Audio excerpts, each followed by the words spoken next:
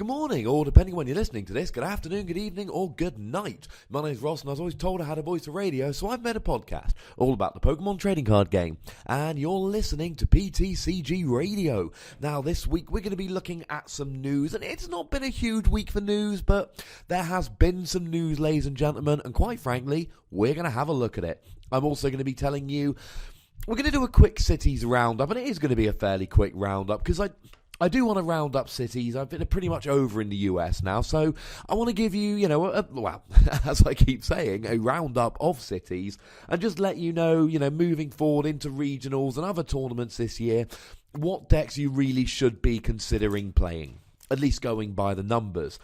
And then we're going to have a look at a couple of decks. We're going to take a quick look at Vespiquen Vileplume. Now, I think I might have mentioned it before, but we're going to talk about that one today. And we're going to go into talking about it in Expanded as well, which I know I haven't done so previously. And we're going to have a quick look at a Mega Mewtwo Y deck. Quite frankly, ladies and gentlemen, it's going to be amazing. Now, a couple little housekeeping things before we get going. First of all, you should be subscribed on iTunes. If you're not, go get yourself subscribed on iTunes and rate and comment and all that good stuff. Remember, you can get a complete archive of the podcast at ptcgradio.wordpress.com, easily found by just googling PTCG Radio, and check out my YouTube channel at youtube.com/PTCG Radio. I do try and make it easy for you lovely people.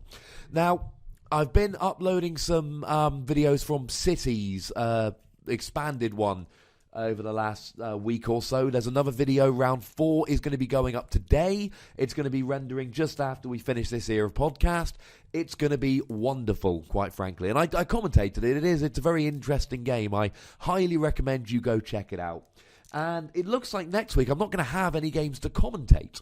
So what we're going to be doing next week is we're finally going to see the top 10 decks of top 10 cards from Breakthrough, and I might even do some other non-commentary videos. I'm thinking something like top 5 decks in Standard, top 5 decks in Expanded, things to read. I like lists are fun because everybody can have a good argument about a list. They get people involved. So if you've got any ideas for lists or other videos you'd like me to do that aren't commentary, it looks like I'm actually going to have a week to do so next week, so get your ideas over.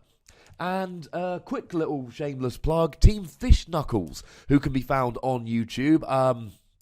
Lovely guy runs that. He does a Cities Roundup show every week, and as this was the last week this week, he had, as well as Andrew Wambolt, he of the CharizardLounge.com, and inventor of Vespiquen Vileplume, at least the list people have been playing, they had myself on there. I woke up at 6 a.m. this morning. Well, actually, I woke up at 5:45, but I was on there at 6 a.m. this morning and went through till 8 a.m. when I had to stop and go to work. And we talked about a whole wide range of Pokemon-related things. I will tweet out a link and all of that when it does arrive. But check that out. It is awesome. Now, before we get into the news, I had an interesting one this week, and I don't mean this as any kind of criticism, although I've discovered it's hard to talk about this without it sounding like criticism. I was rejected this week, ladies and gentlemen. For the first time, I asked if I could record some feature games at the tournament, and I was told no. Now, to be fair, I asked about 12 hours before registration closed, and I hadn't given them any prior warning, etc. So there were plenty of reasons for them to say no. And it's a newer venue. They're people that don't know me, etc. So I'm not saying that this was that they were wrong or that they should have let me.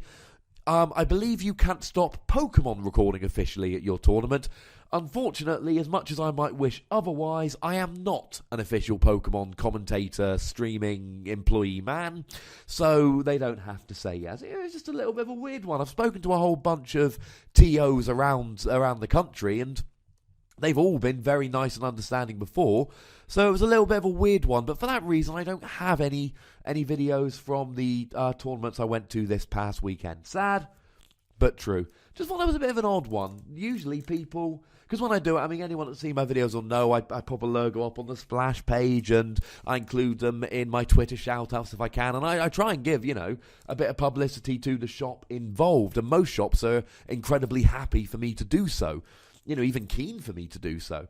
So, bit of a weird one, but hey-ho, these things happen. So, lots of interesting stuff happening. Speaking of which, let's go to the news. I feel like I should have a news jingle. I have a friend who's very good at playing the guitar. Maybe I'll get him to do a bit of a guitar jingle in the near future.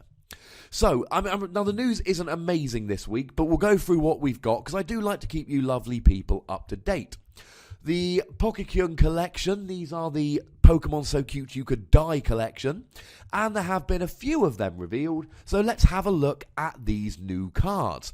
First of all, Sylveon EX.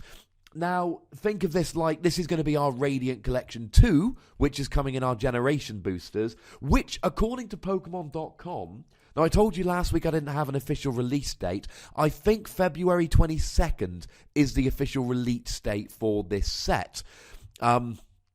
Which is, I believe, a couple of weeks after Breakpoint. Because I think Breakpoint is legal as of the 24th of February, which I think means it's released on the 3rd. I'll have to double check that. But it's I think Monday the 22nd, the official street date for Generations. But that's how we're getting this. Don't expect these cards to be amazing. The first Radiant Collection wasn't, and I would be shocked if there were some really good playable cards in the set.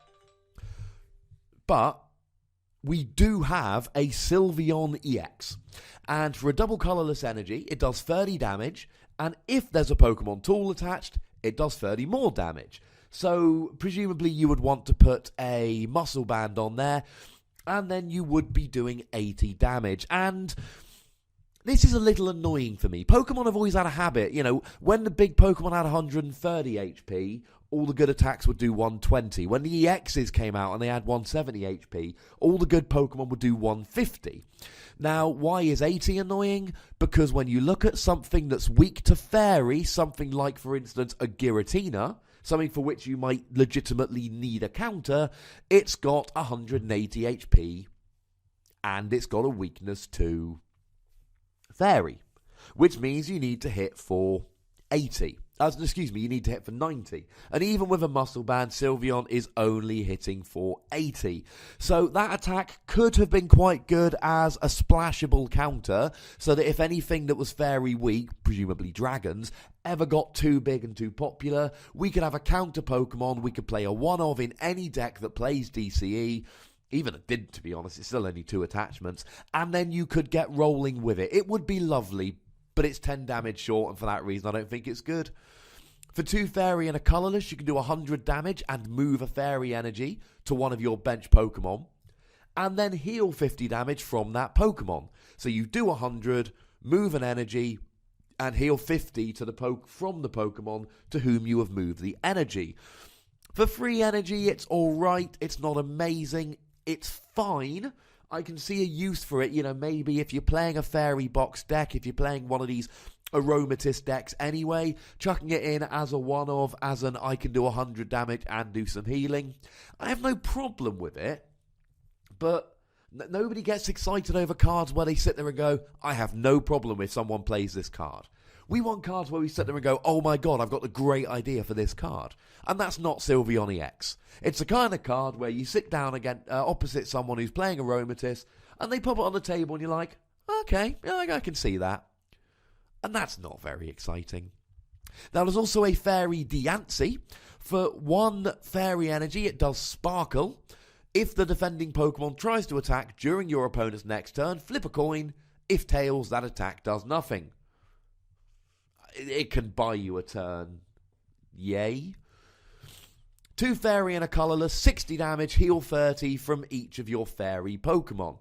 Same energy cost as Sylveon. It does 30, not 100. 60, not 100, sorry. It heals 30, not 50, but it heals 30 from all of them, and you don't have to move an energy. Although, if you're putting free energy on a 90 HP Pokemon, you probably want to be moving energy off, because that sucker's going down. Now, there's also another Mega Gardevoir EX. Of course, we have a Mega Gardevoir EX as it stands at the moment, but we are getting another one. It has got 210 HP, which is about the lowest you can get away with for a Mega Pokemon. And as they tend to do, it has 1 attack. Brilliant Arrow. Fairy and a double colourless. 30 times the amount of Fairy energy attached to all your Pokemon. yeah, it's the same one we've already had. And this is not entirely unexpected. Remember that the original Radiant Collection gave us a reprint of Mew EX, I believe, and it gave us a reprint of Shaman EX, not the good one, the revengey kind of one. And it's, it's got beautiful artwork and all of that good stuff. It's fine. And if it's anything like the original Radiant Collection, those EXs in the original Radiant Collection that came out as part of Legendary Treasures, they were not particularly rare. Although it is going to be very interesting to see how well this generation set sells. Now, most of your kind of typical players are going to be going, from Breakthrough to Breakpoint. Generations, if it's got an absence of really playable cards, it might actually sell a little bit less. However, there is like most people who play this game, I have a local card shop. So it's actually an hour and a quarter away, but I live in the middle of nowhere, so it's my local card shop. And I love the people that run it, and it's wonderful. And they tell me about things because I teach business and I'm interested in business, and I love Pokemon. And they still have Legendary Treasures in stock in that shop. Despite the fact that a lot of the cards from Legendary Treasures have rotated, and even when it came out, a lot of the serious players were going, it's reprints and shiny cards, I don't need these. And the reason they've still got Legendary Treasures in stock is it sells incredibly well with the kids. The kids want to pick up these booster packs, and the ratio of shiny cards, you could pull an EX from Radiant Collection and an EX from the collection in the same pack. And a lot of these things, you were getting the beautiful full art Reshiram that no one needed because that card's been reprinted like 17 times. Or you were getting the Mew EX or the Shaman EX. And, or what was a terrible, terrible one that had round Meloetta EX. And the serious players don't like that. But when you're a kid and you're not playing seriously, you want to open a pack and get some shiny bits of cardboard. And that's what Legendary Treasures did in droves. So my understanding is that that's actually sold very well as a set. The point of all this, of course, if Generation sells very, very well, it means that this beautiful Mega Gardevoir EX will become nice and cheap. Which, of course, would be far better if it was a playable card. There's a Dedenne 60 HP Lightning Pokemon for a colourless. You go asleep and heal 30 from yourself. Okay. For a Lightning, 10 damage, flip a coin, if heads, 20 more damage. On the bright side, if you hit heads, you one-hit KO a Joltik or a Feebas.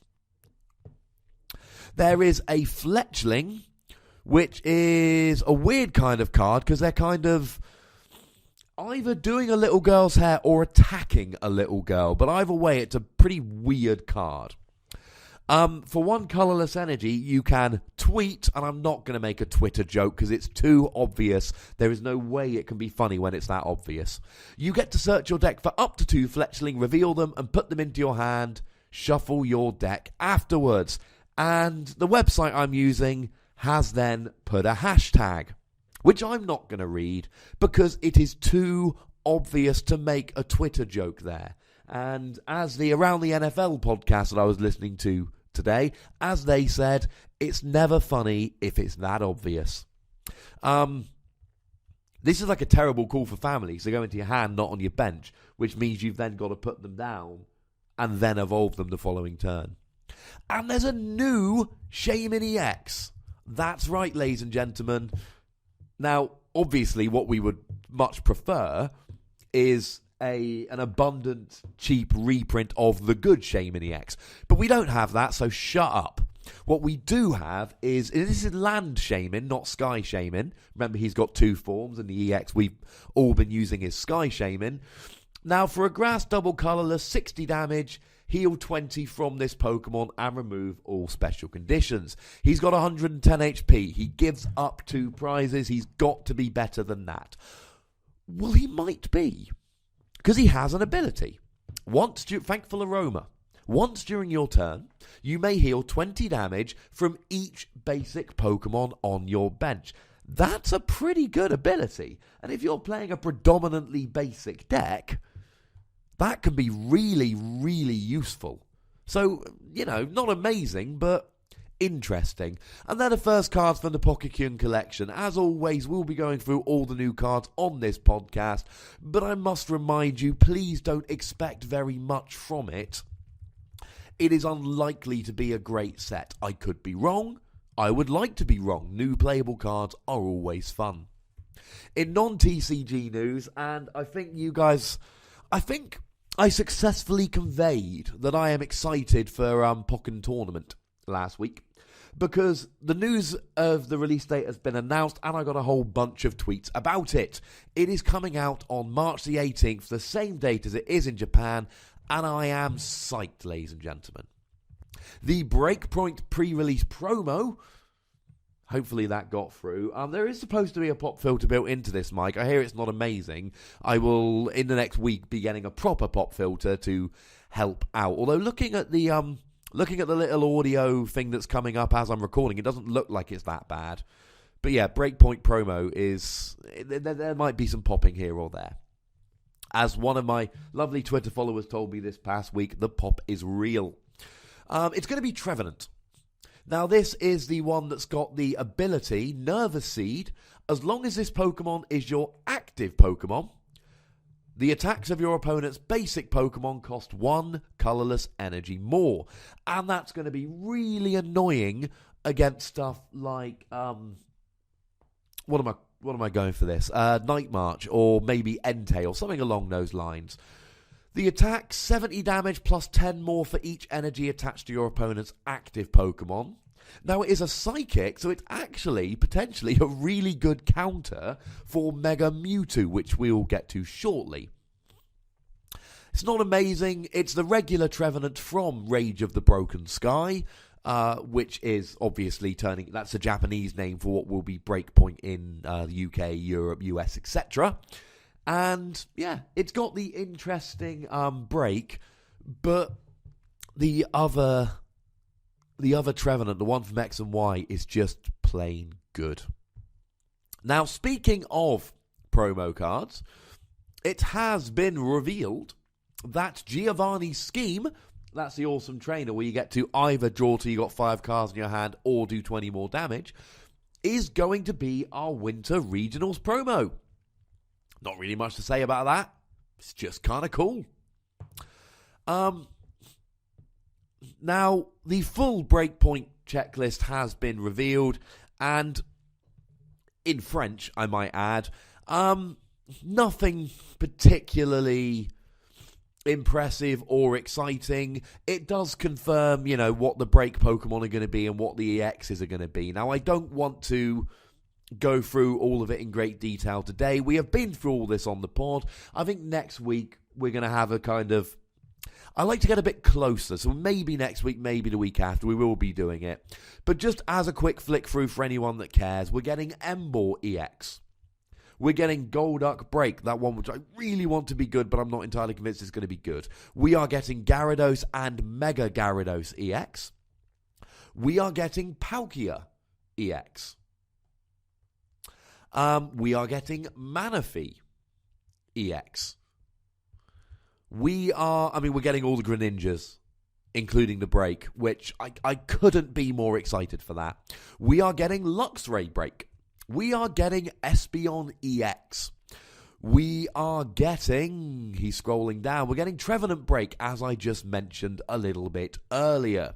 We are getting Darkrai EX, and apparently the last Darkrai didn't dominate the format enough. It did for years, because we're getting a new Darkrai EX, and it's amazing. Boo! We're getting Scizor and Mega Scizor, for anyone that's into that. We are getting Togekiss EX. We are getting Raticate Break, if anyone's interested. And we are getting Ho-Oh EX. And they're the EXs and breaks from the set. I don't think they're amazing by any stretch of the imagination, but, they're alright. They're fine. We'll get more into them next week. Nothing is going to make me as excited as Greninja, quite frankly. I think it looks amazing. Now, we've had another couple of cards from Pokémon Collection. We know there's going to be a Mega Roundino, although we haven't seen what it does. And we know there's going to be a Flareon EX, in my humble opinion, the best of the original evolutions. Vaporeon and Joltik, you ain't got nothing on Flareon. It's got an ability, Flash Fire. Once during your turn, you may move a fire energy from one of your Pokemon to this Pokemon. It's a shame it's once per turn. If it was as many times per turn as you like, there would be some potential here. The reason is, it's got Keldeo and Raikou's attack, but on a fire Pokemon. 50 damage for 3 colourless, plus 20 more for each fire. Now, if this was unlimited, you can move fire energy here, then you could be playing, something along the lines of an Entei deck, and sitting there and attaching and blacksmithing, and then you could go, bam, Flareon, move all the energy, boom, off we go. And yes, I know, you can play it in Expanded with Emboar, blah, blah, blah. Those Emboar decks have never been good, and I want them to be good. Emboar's just a Fire Blastoise, which means you can't use Archie's Ace in the Hole to get it out. You have to get it the old Stage 2 way. The Emboar decks, they had a very brief period where they were quite good when it was played with Magnezone. But honestly, ladies and gentlemen, it's never been particularly amazing, and this ain't going to change anything. Now, there's a mild chance it's been mistranslated. Remember, it is a Japanese translation. They are sometimes wrong. And if it's as often as you like during your turn, you may move a fire energy from one of your Pokemon to this Pokemon, then it could work as a nice late-game sweeper tech in fire decks. Unfortunately, I really don't think that's the case. It makes me sad, ladies and gentlemen, but it's like that, and that's the way it is. Now, just very quickly, before I move on, I owe some thank yous. Because this past week, I decided, with the ECC coming up, I wanted to do a little bit more testing. Speaking of which, I didn't know this until, it was actually this morning when I was on Team Fish Knuckles, I suppose we'll call it a chat. I was chatting with those boys, and apparently the ECC has Nationals points.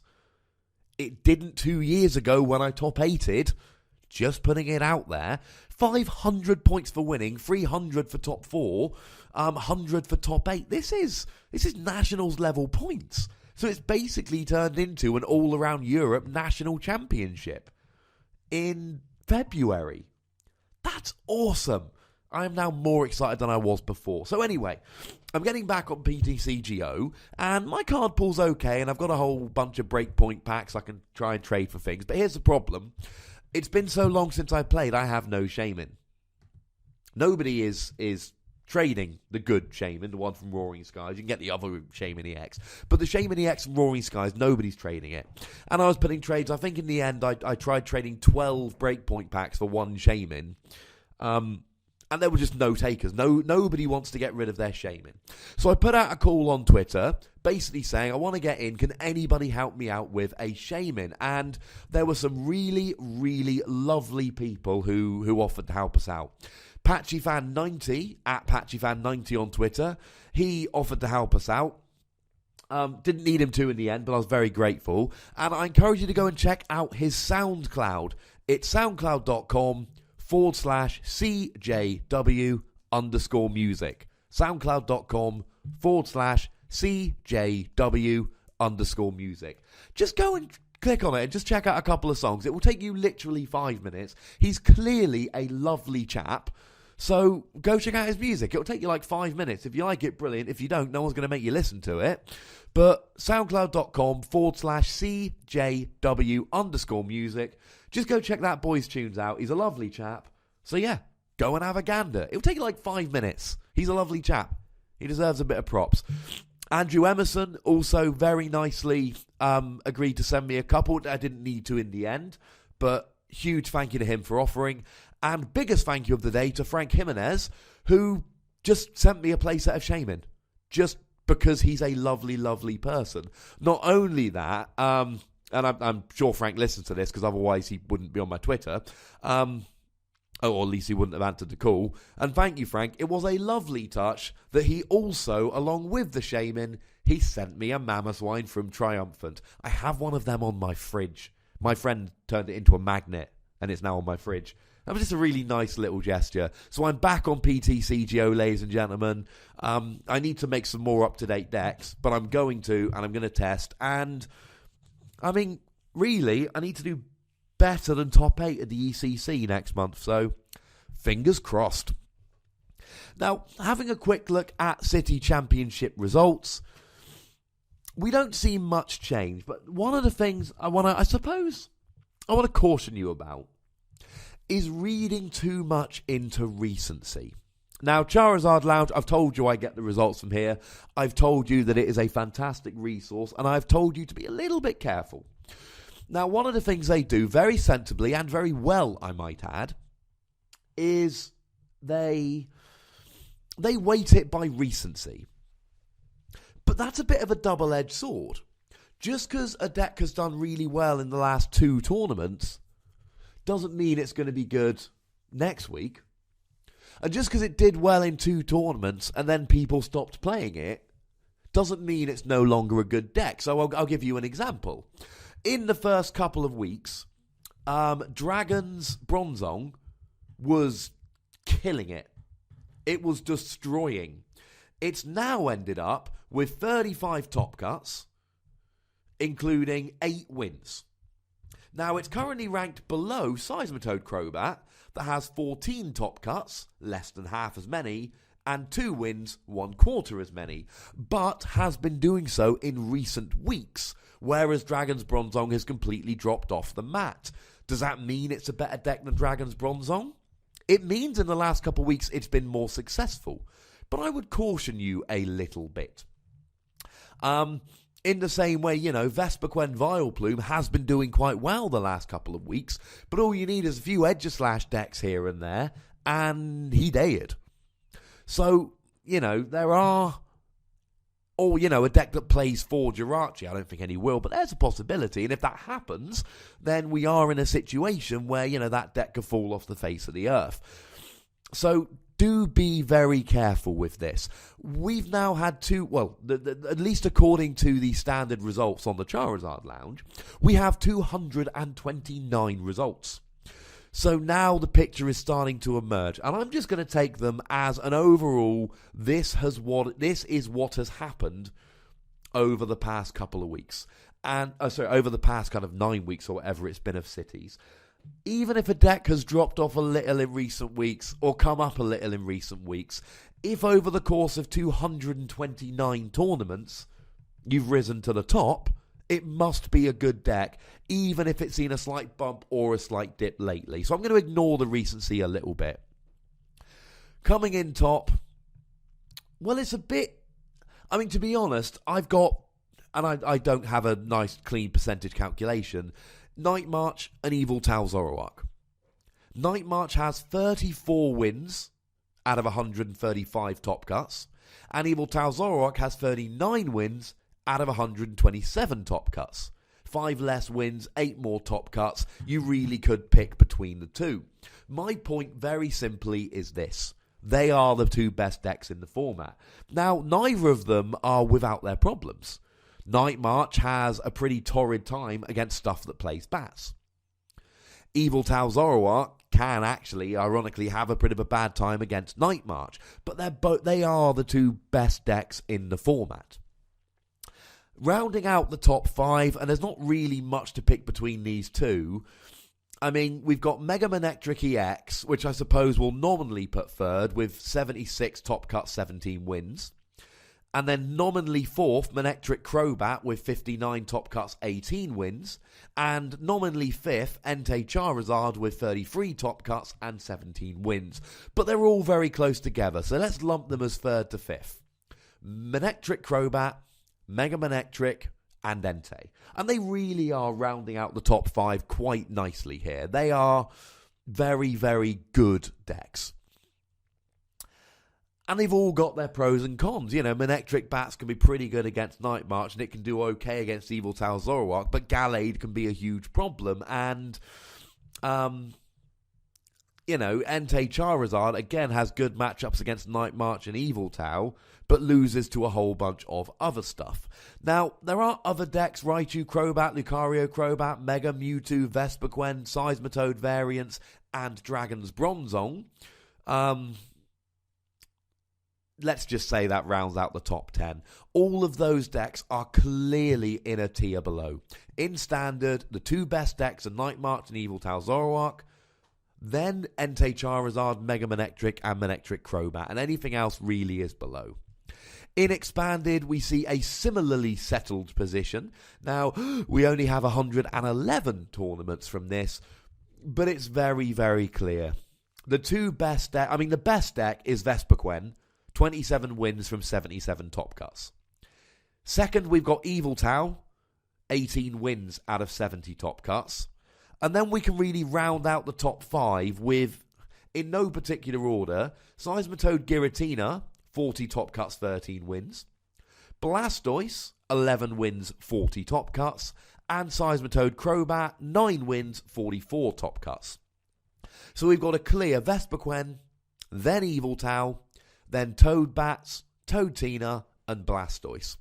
So if you're thinking of moving forward into cities, regionals, which I hope you are, it would be very sad if you were not playing any more tournaments. Although if you are giving up playing tournaments, please still listen. I like to think that people are out there listening to my Pokemon ramblings for about an hour a week. It makes me feel like, however sad and nerdy, I am contributing something to society. Those are the decks you want to be thinking about. And certainly my next cities is Standard. Then after that, I've got an Expanded one. So they're really the decks that I'm thinking about. And if you've been listening to this podcast for a while, you'll probably know me well enough to know that I like working on counter decks. So in Standard, I'm thinking, okay, what beats Night March, Yveltal, Entei, and the two Manectric decks? Now, annoyingly, my Vespiquen Bats Yveltal, which is the deck I'd want to play, awesome against Night March, alright against Yveltal, terrible against Entei Charizard, not good against Manectric Bats, okay against Mega Manectric. You're 2-hit KOing, but it's not really the end of the world. So, not amazing by any stretch of the imagination, that deck. So it's not something I'm going to be going for, but and I talked about making counter decks on a recent podcast. If it is something you're considering, they're the decks to beat. As for, hey Ross, I'm going to a tournament tomorrow, what should I play? I honestly don't know. I can't tell you. If your meta is going to be absolutely full of Night March, then Manectric Bats would be something I would be very strongly considering. Or something like Entei. But if your meta is full of something like Entei and Yveltal, I'd probably go towards Mega Mewtwo Y. But if there's lots of if there's lots of Night March, I wouldn't go anywhere near Mega Mewtwo Y.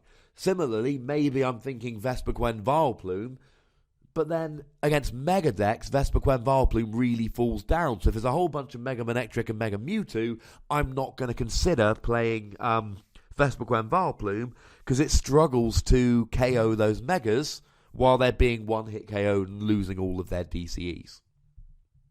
So yeah, I'm sorry if that wasn't quite as clear and as unequivocal as you would like, but that's what we got, ladies and gentlemen. That is the format as it shakes out at the moment, and the news, and hopefully all the thank yous and shout outs I need to give. So, let's finish off talking about a couple of decks. And first off, Vespiquen Vileplume. Now, I'm not deliberately plugging this website today just because I was doing a chat with this chap this morning. It just happens to be relevant. Vespiquen Vileplume. Now, this deck recently has been a thorn in my side. And the reason is, I'm going, as I might have mentioned once or twice, I'm going to the ECC in like 3.5 weeks. And I'm super excited. For some reason, I only go on even-numbered years. Went 2012, came 33rd. Went 2014, came 5th. Going 2016. So I need to, in theory, beat 5th. But I played Regigigas Mewtwo. Remember that deck? No, nobody else played it in 2012. And I played stage 1s with Flareon and Yveltal. Not Yveltal, sorry, Yveltal wasn't out. This was the last tournament before X and Y. Because my prize packs were all X and Y. It was Zoroark, Stunfisk, Flareon, Leafeon. all kinds of rubbish in there. This was long before Flareon was cool, just so we're clear. That Flareon was not cool at this stage. Although it became cool fairly shortly afterwards when I gave up on it as a lost cause. Anyway, point of this is, I've been thinking about decks to play for the ECC. And I go through my head thinking, how do I like the matchup? I play Night March. How do I like the matchup? Etc, etc. And every deck I think of, I get to Vespiquen Vileplume. How do I like the matchup? And the answer is, if I set up nicely, I love me that matchup. If I don't set up nicely, I don't see any possible way I can possibly win. I just don't understand it. Now, this is a weird kind of deck. We're going to talk about it in standard for the minute, first of all. When I look at this deck, my instant reaction to the list is, it doesn't look viable. There's too many holes. I hate it. And then I play with it, or I play against it. And it's just turn one Vileplume, turn after turn after turn. So, the deck is essentially this. You can go to thecharizardlounge.com to see a list. 4 Combi, 4 Vespiquen, 4/4/3 Vileplume line, 4 Unknown, 4 Shaman. I.e., you are only attacking with Vespiquen. You're playing 4 Unknown and 4 Shaman to draw as many cards as you can. You're playing a thick Vileplume line to get it out turn 1. You are just playing a 4/4 Vespiquen line. The only energy you're playing is 4 double colourless energy. Don't want to be clumping up our deck. And then there's, 3 Sycamore, 4 Ultra Ball, 2 Level Ball, 4 Acrobite, 4 Trader's Mail, 4 Battle Compressor, red card, couple of Floatstone, 4 Forest of Giant Plants. The entire deck is built, and it's a wonderful list, for one, and believe me, I have tried making this deck in other variants. No variant I've made has been even remotely viable. This one is. So, essentially, we end up with this ridiculously fast deck that just gets turn 1 Vileplume with a Vespiquen and hopefully a whole bunch of Pokemon in the discard pile. And one of the advantages with this deck is, by the time you get one Vileplume out, you can just start binning the rest of the Vileplume lines. Because if your opponent ever KOs that one Vileplume, you're going to have enough Pokemon in the discard that you won't need a Vileplume anymore. You can just win the game with how you are at the moment. So it could even be played as a speed Vileplume list, speed Vespiquen list. In an emergency, you don't need the Vileplume. But of course, if you go first, use Forest of Giant Plants, and you get a turn 1 Vileplume, there are an awful lot of decks. I mean, I was speaking to, the chaps this morning, and, they were saying that a lot of their opponents, they get a turn 1 Vileplume, and their opponent just scoops. Because they go, well, there's nothing I can do here. There is no way I can possibly win this game. I'm a scoop now. Now, when you look at this deck, it seems completely full of holes. There is no Lysandra in the list, although obviously you can play some, but it will clunk up your deck. You're having to play 4 Shaman, easy bench prizes. You're only playing 4 double colourless, and your only way to get it back is using Bunnelby, but of course you need a double colourless to use Bunnelby to recover the DCEs, and he can attack twice so he can recover 2. So essentially you need to use a Bunnelby, attach a double colourless energy to recover 2 from the discard pile, and then you're going to lose the one attached to Bunnelby, so you're only actually 1 up. And you're playing a 4/4 Pokemon line with no recovery, and you can use Bunnelby to recover 1 Combi, 1 Vespiquen, but, the problem here is that if you do that, you're not recovering a DCE, but you're losing a DCE for Bunnelby, etc. It looks like it's so full of problems. And then you play with it, or you play against it. And what you end up with is, in the majority of games, you just set up. And you don't need anything more than a 4/4 Vespiquen. And you don't need anything more than 4 double colourless, because you're train locking them from turn 1 and you're setting up. Now, in terms of counters, obviously Edgeslash is a good counter because, well, you can't do anything against Edgeslash, you've only got DCE. However, it blocks damage, so what you can do is you can put 1 Toxicroaky X in your list, and over the course of 3 turns, Edgeslash will die of poison. Edgeslash has a retreat cost of 3, and attacks for free energy, and he does 40 damage. So if you just put one Edgeslash in your deck and your opponent isn't playing Toxicroak, then you'll beat this. But if they are, well, you lose your Edgeslash to Toxicroak. Now, straight metal decks that play, multiple Edgeslash and metal energy, well, they'll take down the Toxicroak and win. But how many of them are around at the moment? It certainly hasn't been making many waves of cities. And then people go, well, I'll play Jirachi. Jirachi discards a special energy. And then you think about it, and actually, Jirachi's not that good. Here's how that situation's going to play out. Let's say I'm playing against Vespiquen Vileplume. I bench a Jirachi, I get rid of their DCE, I sit there laughing. Well, my opponent's not going to attach a DCE, because remember, when you discard an energy with Jirachi, he becomes immune to damage. So my opponent's going to wait for a turn, and then they're going to attach a DCE, KO the Jirachi, and they're off. Well, that's alright, I can just retreat the Jirachi using the energy I attached to attack, okay? Well, now you need another energy to attack with your next attacker. And then when my opponent puts down a DCE, I now need another energy to put on the Jirachi. And you're never going to draw into, or you're rarely going to draw into the amount of energy you need in order to, use Jirachi turn after turn. Let's think of another counter. Giratina EX. Well, as soon as I attack once with Giratina, they can't attach any more DCE and I win the game. It sounds so great in theory. But in order for that to work, presumably under a turn 1 trainer lock, because that's what's likely to happen, you need to get a Giratina out. And you need a DCE. And you need a double dragon energy. And you need your opponent, the Vileplume Vespiquen player, to not have put a DCE on a benched Vespiquen. Otherwise, they'll just get the return KO right back. That's not going to happen very often.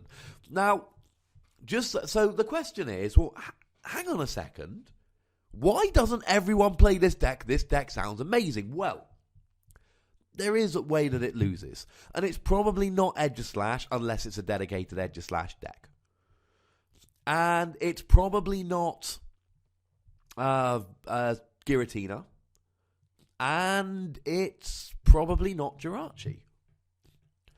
It is any deck that can set up a little bit. Because essentially, you've got a 4-4 line of 90 HP attackers and 4 DCE. And this is how the deck loses. I'm playing Night March. I get 5 Night Marches in the discard pile. Bench a bunch of Night Marchers. And if I can draw into my DCE, I'm going to be fine.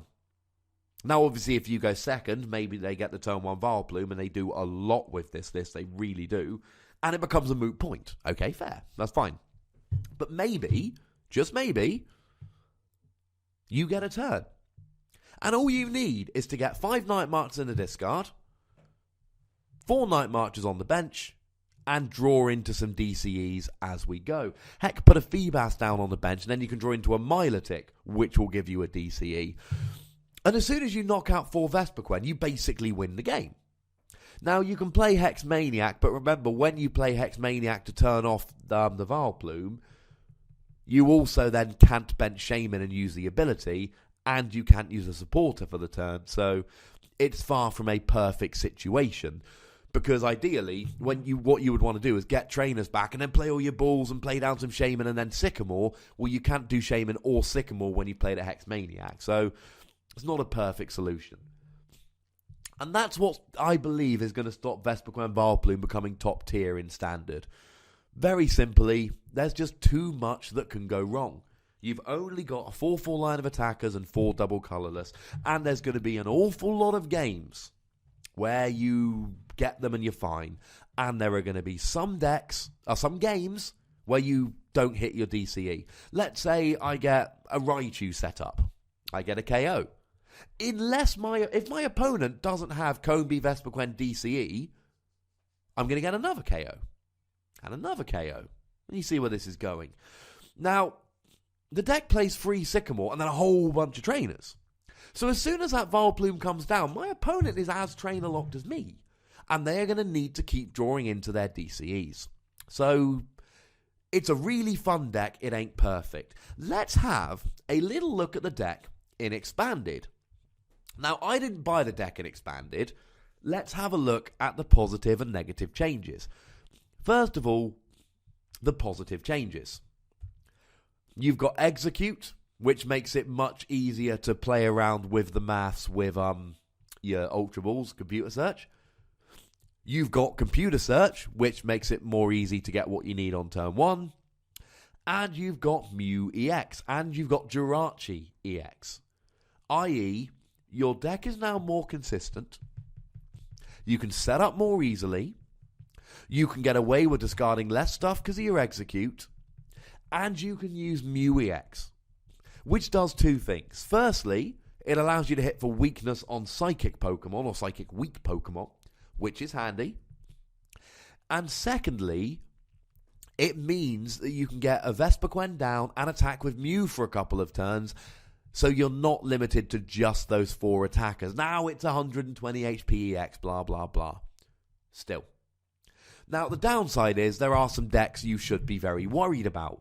For instance, Vespiquen is big in Expanded, and if your opponent gets a half-decent setup and draws into some DTEs, they may well end up winning the prize trade. Similarly, there is Archeops in Expanded, but remember, in order to lose to Archeops, the Eviltow's got to hit a turn 1 Archeops, and they've got to go first.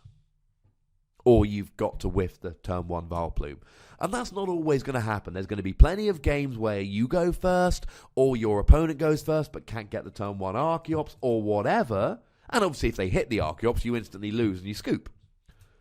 But if you go first and hit the turn 1 Vileplume, they ain't hitting the Archeops. So it's kind of a moot point. So in Expanded, it's pretty gosh darn good again. It's far from amazing. No, I don't know, actually. It is pretty amazing. I like it a lot more in Expanded than I do in Standard. However, you know, I think I've made it quite clear, to be honest, with the deck. It's very consistent. It's a very good deck. But there will be games you run out of Vespiquens, or you run out of DCEs, or you just draw poorly, or your opponent gets a decent setup going first, or whatever. Also, it's been doing well in cities. I'm not such a fan of it in best of 3, because I think there's going to be plenty of games where you're going to lose one of the 3 games through dead draws, and then end up drawing overall. Could be wrong, but, you know, that's my take on it. So the final deck I want to talk about today is Mega Mewtwo. Now, this is a deck that when we saw the scans for Breakthrough, we were all like, whoa, Mewtwo's back. And then, meh. Let's start off with the Mewtwo. No, let's start off with a Mega Mewtwo. I'm feeling a Mega Mewtwo right now. Now, this is the one that when it came out, everyone went, whoa, that looks cool. And it did. It really did. It's got 210 HP, and it's got one pretty nice attack.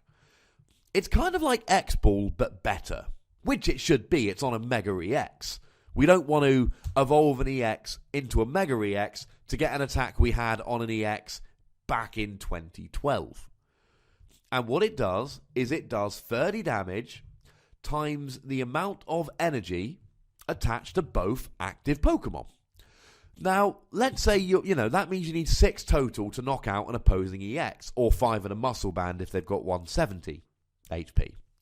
Now, most Pokemon are going to have, as fairly standard, they're probably going to have 2 energy on them, which means you need 3 or 4 energy to get a 1-hit KO on an EX. Now, that's pretty gosh darn good. And let's not forget that as it's a Mega Pokemon, we now have the possibility of having Mega Turbo, which means you can get them psychic energies on there far more easily. Oh yes, far more easily. And that's really, really good. That's really, really useful. So, now, here's the problem with that deck. It's an EX.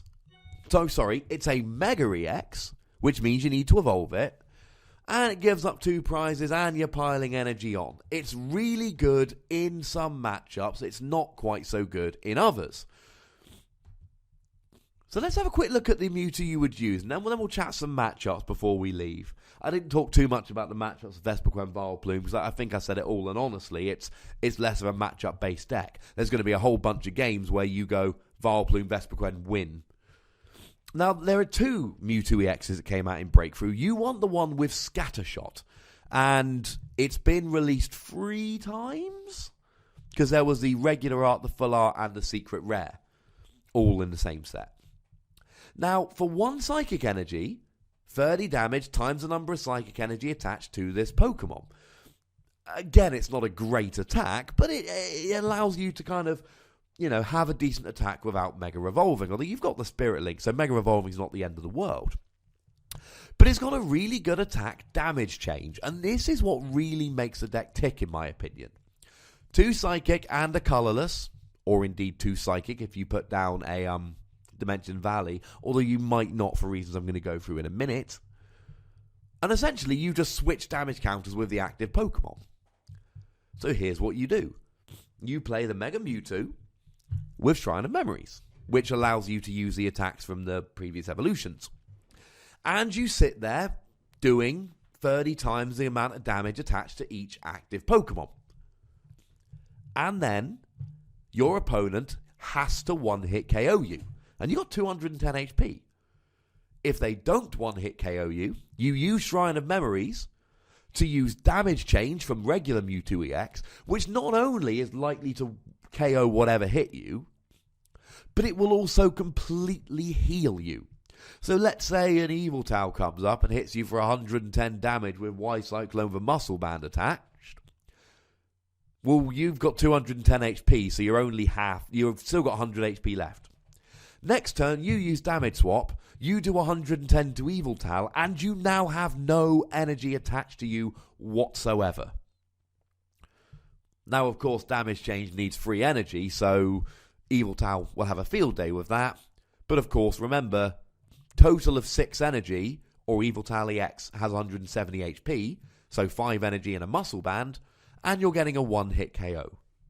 Now, I think it was Luke Kirkham. He helped me out a little bit on the podcast this week. Luke Kirkham, he cut with this at a Cities the other day, and then he made top 8 at a Cities this past weekend, losing in top cut to Tamao Cameron in a mirror match of Mega Mewtwo, and Tamao went on to win the whole tournament. I.e., it's a pretty good deck. But it's all to do with the matchups. At the time Mega Mewtwo came around, when Luke started playing it, what was really good was the fact that there was an awful lot of Entei and Evil Towel. Now, Entei really struggles to get to 210 damage, so they can't KO the Mega Mewtwo. You can use Damage Swap. And they're going to be using Assault Vest. Remember, you can put 2 tools on the Entei to reduce damage by 80 damage if you are using a special energy. 1 energy, Mega Turbo. Oh, look, now I'm not using any special energy. Oh, you've got 2 energy attached. Now I'm doing 120 damage and you're dying. It has an insane Entei matchup. Not only that, but let's think about Evil Towel EX. It has an insane Evil Towel EX matchup. Even if they try using Gallade, Gallade's weak to Psychic. He ain't lasting 5 minutes. Evil Towel EX needs to have some energy on, and then you can just smash with Mega Mewtwo. Something like a Mega Manectric deck. They can come out, hit you for 110, Damage Swap. They hit you for 110, Damage Swap. They are never going to KO you. Manectric Bats, same deal. They'll hit you for 60 and they'll use Bats, but they're never going to get to enough damage, and then you're just going to Damage Swap all the damage off and heal yourself completely. Now, just like the Vespiquen Vileplume, you might be sitting there thinking, well, hang on a second, Ross, you've sold us on this deck. This deck sounds amazing. Why is everybody not playing it? This might be the best deck ever. It has an horrendous Night March matchup. It's weak to Psychic. Pumpkaboo will destroy this deck. Pumpkaboo does essentially 40 damage for each Night Marcher in the discard pile, which means 6 Night Marchers or 5 in a Muscle Band. And obviously you'll need the Dimension Valley down, because it's Pumpkaboo and you need free energy to attack unless you have Dimension Valley down. And you are one-hit KOing a Mega EX for 2 prizes for a DCE with a basic Pokemon. It has a terrible Night March matchup. Here's the thing though, in the UK lately, people stopped playing Night March because Night March was getting beaten by stuff like Yveltal and Entei, and that means that Mewtwo can rise. I would sincerely suggest that you don't play something like this at the ECC. And the reason is very, very simple. If you play this at the ECC, you're gonna meet some Night March. But if you take this out into a metagame with little Night March, I mean, it's really good against EX decks. Because a couple of Mega Turbo and a DCE, and you're hitting for 120, 140 with a Muscle Band, plus 30 for each energy they've got attached to them. That's big. You've got a near auto win against Entei and Yveltal that are 2 of the biggest decks in the format. I could go on, but I think you see the point here. It's a really good deck. And yes, I know Zoroark can copy Mewtwo EX's attack, but firstly, it's a stage 2, and secondly, Mewtwo can use stuff like Mega Turbo and has more HP, which means if you're getting into a war of 30 damage times the amount of energy attached, Mewtwo's going to win that war. It's got more HP, and it's got Mega Turbo.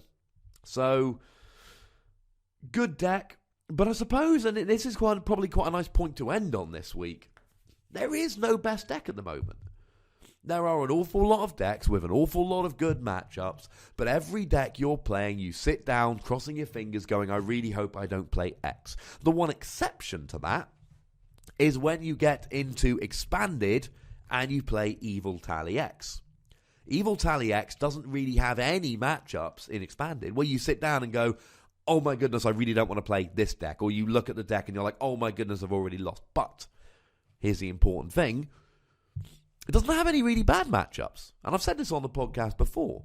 Yveltal EX and Expanded, Vespiquen Flareon. Oh, if I can get my Archeops out, this will be a good matchup. Sit down against Blastoise. I just need to KO the Caldeos and make sure I play a Hex just after I do so. Etc, etc. So, I can't tell you what the best deck in the format is, but what I can tell you is all about the important decks you need to know about. I can give you the information, I can give you some opinions, and then I can essentially let you loose into the wild, if that doesn't sound too disrespectful, hopefully not, to make your own way, ladies and gentlemen. And that really, I think, is a nice thought to end this on this week. Thank you to all of the wonderful people who deserve thanks this week, Frank Jimenez and PatchyFan90 and the other chap. This is why I try not to thank people too much. I always forget somebody. Andrew Emerson. And to the lovely chaps from Team Fish Knuckles and Charizard Lounge for helping us out. Check out that video soon, by the way, guys. If I might say so myself, I'm pretty sure it's the best episode of that they've ever had. And also, thank you to anyone listening to this, because apparently there were multiple people who asked for me to be on that this week. So thank you to, I know Remy was one of them, so thank you to that lovely chap. But to anyone who requested that I be on that, thank you. It's nice to know that I'm wanted. And I will be back next week with more podcasty goodness, and you never know, we might sit down and start poring over Breakpoint. I know we've kind of done so with the Japanese scans, but this will be my with hindsight look. Or something else might come up and we might get completely sidetracked. Either way, it's going to be fun. Make sure you check me out on YouTube, youtube.com/PTCGRadio. Subscribe, watch a whole bunch of videos, and then say hello in the comments. Why not? And yeah, look after yourselves till next week. Thank you very much for listening. My name's Ross, and you've been listening to PTCG Radio.